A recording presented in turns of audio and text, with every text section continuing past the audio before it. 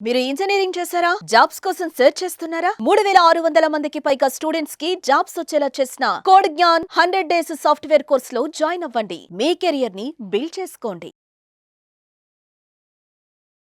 నమస్తే విజయ మేడం. నమస్తే ఉషా. మేడం, చాలా సందర్భాల్లో మీరు చెప్తూ ఉంటారు ఏదైనా మనం తీసుకునే దాన్ని బట్టి మన ఆలోచన విధానాన్ని బట్టే ఉంటుందని. బట్ ఎంత మెచ్యూరిటీ ఉన్నా ఎంత తీసుకోగలిగినా కొన్ని మాత్రం మనం తీసుకోలేము. ఏదైతే ఎగతాళి చాలాసార్లు మనకి ఏదైనా రాకపోయినా మనకు అది తెలియకపోయినా ఎగతాళి చేస్తూ ఉంటారు. దాన్ని కొంతవరకు మాత్రం తీసుకోగలం. కొన్ని సిచ్యుయేషన్స్ని లైన్ క్రాస్ అయ్యి వెళ్ళిపోతే అది ఇంపాసిబుల్ తీసుకోవడం కూడా. ఎగతాళి అనేది లేకపోతే దాంతోపాటు వెకిలిగా మాట్లాడుతూ ఉంటారు మన గురించి. దాన్ని మనం ఎలా ఓవర్కమ్ చేసుకోవచ్చు, వాళ్ళకి మనం ఎలాంటి సమాధానాన్ని ఇవ్వచ్చు అంటారు అసలు? చాలా మంచి ప్రశ్న ఉషా. ఎక్కడో అక్కడ మనల్ని చులకనగా చూడాలనుకునే వాళ్ళు ఎగతాళి చేసే సందర్భాలు, అవహేళన చేయటం ఇట్లాంటివి జరుగుతూ ఉంటాయి. ఇప్పుడు మన వర్క్ ప్లేస్లో కానీ ఎక్కడైనా సరే, ఫ్రెండ్స్లో కూడా ఒక్కొక్కసారి తెలియకుండా మనల్ని ఎగతాళి చేయటం ఇట్లా. ఇది నువ్వు అన్నట్టు ఒక లెవెల్ వరకు ఓకే. బట్ ఏంటంటే కొంతమంది ఎస్పెషలీ వర్క్ ప్లేస్లో ఏంటంటే అవతలాల్ని చులకన చేయటం, అవతలాల్ని తక్కువ చేయటం ఇట్లాంటివి చేస్తూ ఉంటారు. దీనికి సైకలాజికల్గా చూస్తే కూడా ఏంటంటే మనకి అయితే ఇన్ఫీరియారిటీ కాంప్లెక్స్ లేదా సుపీరియారిటీ కాంప్లెక్స్ రీజన్స్ అవుతూ ఉంటాయి. అంటే వాళ్ళకి ఇన్సెక్యూరిటీస్, అంటే మనకంటే వాళ్ళు తక్కువ అనే ఫీలింగ్ వాళ్ళకు ఉండటం వల్ల దాన్ని వాళ్ళు ఓవర్కమ్ చేయటానికి మనల్ని తక్కువగా మాట్లాడి వాళ్ళ గొప్పతనం ప్రూవ్ చేసుకోవాలనుకుంటారు. అదొకటి. లేదా నిజంగానే వాళ్ళు చాలా గొప్ప మనకంటే అని చెప్పి వీళ్ళకేమీ తెలియదు, నాకు చాలా తెలుసు, నేను వీళ్ళకంటే పై స్థాయిలో ఉన్నాను అనే దాన్ని బట్టి కూడా కింద ఎంప్లాయీస్ని కానీ లేకపోతే పని తక్కువ టాలెంట్ ఉన్న వాళ్ళని కానీ చేయటం జరుగుతుంది. ఇంకొకటి ఏంటంటే అన్నిసార్లు ఇలా ఈ చులకన చేసే వాళ్ళని మనం కొన్నిసార్లు ఆలోచిస్తే ఏంటంటే నా దగ్గరికి వచ్చిన కేసెస్ బట్టి కానీ వీళ్ళకి కొంత ప్రాబ్లం కూడా ఉంటుంది. అంటే ఏంటి, చైల్డ్హుడ్లో ఏదన్నా ట్రామాస్ లాంటివి జరిగి అట్లాంటివి ఇన్సిడెంట్స్ ఉండటం, లేదా వాళ్ళే చిన్నప్పుడంతా పెరిగే విధానంలో అవహేళనకు గురి కావటం. దాన్ని డీల్ చేయటానికి ఏంటంటే ఇంకా వేరే వాళ్ళని కూడా అవహేళన చేస్తూ మేము ఇద్దరం ఒకటే, ఇద్దరం ఒకే పొజిషన్లో ఉన్నాం అనేటట్టుగా వాళ్ళు మనసుకి నచ్చ చెప్పుకుంటారనమాట. అట్లాగే పేరెంట్స్ కనుక ప్రతిసారి చులకనగా చూసి అవహేళన చేసి అట్లా చేసినట్టయితే ఇట్లాగే చెయ్యాలేమో అందరినీ అని నేర్చుకునే అవకాశం కూడా ఉంటుంది ఒక్కొక్కసారి. అట్లాగే వాళ్ళు ఏదన్నా బుల్లింగ్కి గురైనా లేకపోతే కొన్ని సందర్భాల్లో ఇట్లా ఎప్పుడు ఎగతాళికి గురవుతున్న లో సెల్ఫ్ ఎస్టీమ్, అంటే ఆత్మవిశ్వాసం ఉండదు వీళ్ళకి. ఇలాంటి వాళ్ళు కూడా ఎప్పుడు ఏంటంటే అవతల వాళ్ళని అవహేళన చేసి ఎగతాళి చేసి దాన్ని బట్టి తమ ఆధిపత్యం నిరూపించుకోవాలని చూసే అవకాశం ఉంటుంది. ఇట్లాంటి వాళ్ళని ఇప్పుడు అన్ని చోట్ల అంతమందితో నువ్వు తగువ పెట్టుకోలేవు. కొన్నిసార్లు ఏంటంటే అంటే కొంచెం టీనేజర్స్కి, యంగ్స్టర్స్కి కొంచెం కష్టం అవుతుంది. ఎందుకంటే వాళ్ళు మంచి హార్మోనల్ చేంజెస్ ఫేజ్లో ఉంటారు. కానీ ఒక 30 సంవత్సరాలు దాటిన తర్వాత నుంచి ఇట్లాంటి అనుభవాలు కొన్ని ఎదురైన తర్వాత ఎవరికి ఎంత ఇంపార్టెన్స్ ఇవ్వాలి, ఏది మనసుకు తీసుకోవాలి, ఎంతవరకు దాన్ని పట్టించుకోవాలి అనేది ఎవరికి వాళ్ళకే తెలుస్తూ ఉంటుంది. మన మనసుకి ఎంత తీసుకోవాలి. కొంతమందిని వాడంతేలే అట్లాగే మాట్లాడుతుంటాడు అని వదిలేస్తాం, లేకపోతే ఆవిడంతేలే ఏదో చెప్తా ఉంటుంది, ఆ పాపం ఆవిడ ఇబ్బందులు ఆవిడవి అని జాలిపడి వదిలేస్తాం. అవునా కదా? అంటే మనకు వాళ్ళ గురించి తెలుస్తున్నప్పుడు ఈ వర్క్ ప్లేస్లో కూడా ఏంటంటే కావాలంటే, అంటే వర్క్ ప్లేస్ అని కాదు ఎక్కడైనా సరేనండి, ఇప్పుడు నన్ను తక్కువ చేసి నన్ను ఎగతాళి చేసి మీరేదో గొప్ప అనిపించుకోవాలనుకుంటున్నారు, కానీ నాకేం ఇబ్బంది లేదు, మీ పని మీరు చేసుకోండి అన్నామనుకోండి, వాళ్ళకి కొంచెం తెలుస్తుంది. ప్లస్ ఇంకొకసారి అనే ముందల ఆలోచిస్తారు.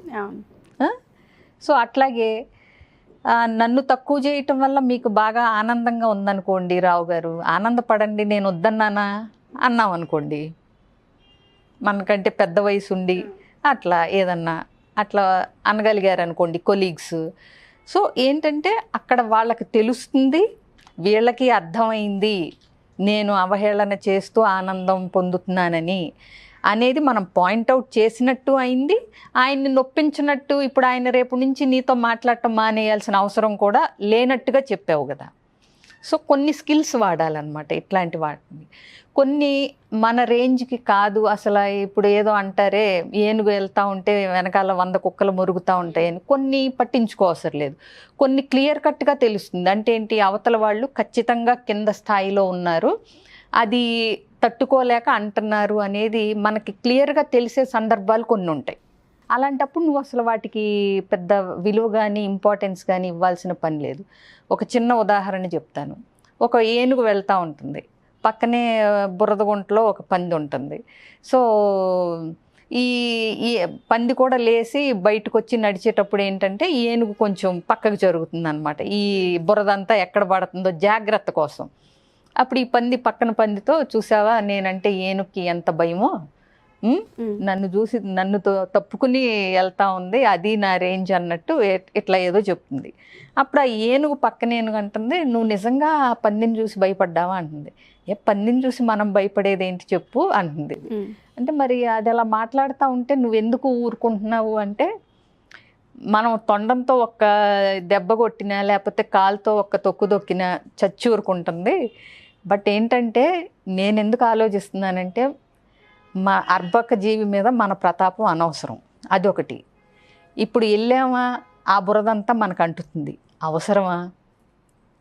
పంది మాట్లాడినంత మాత్రాన మనం మన ప్రతాపం ఇక్కడ చూపించాల్సిన అవసరం లేదు, మన పని మనం చేసుకుంటా వెళ్ళిపోవటమే అంటుంది.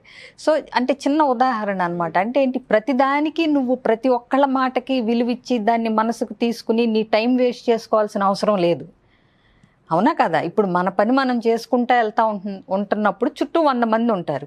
100 మందికి మనం నచ్చకపోవచ్చు, 100 మందికి మన మీద గౌరవం ఉండకపోవచ్చు, 2-3 4 ఏదో ప్రాబ్లం ఉండి వాళ్ళు ఏదో మాట్లాడతారు. నువ్వు నీ పని మానేసి ఈ 4 క్లారిఫికేషన్లు ఇచ్చుకుంటా, నీ గొప్పతనం చెప్పి నువ్వు చేసింది తప్పు అని ప్రూవ్ చేసుకుంటా వెళ్ళావనుకో, నీ ప్రొడక్టివిటీ ఆగిపోతుంది, అవునా కదా? సో అవహేళన చేశారా, మనకి ఎగతాళిగా చూసారా అన్నది మనం తీసుకునే దాన్ని బట్టి ఉంటుంది. కొంతమంది చేసేదానికి అసలు మనం విలువ కూడా ఇవ్వక్కర్లేదు. ఎగ్జాక్ట్గా ఒక్క మాటలో చెప్పేశారు మేడం. మనం అనుకుంటూ ఉంటాం యాక్చువల్గా ప్రతి మనిషి ఏదన్నా చిన్న అపహేళన కానీ ఏదన్నా చేయగానే వెంటనే రియాక్ట్ అవుతూ ఉంటాం.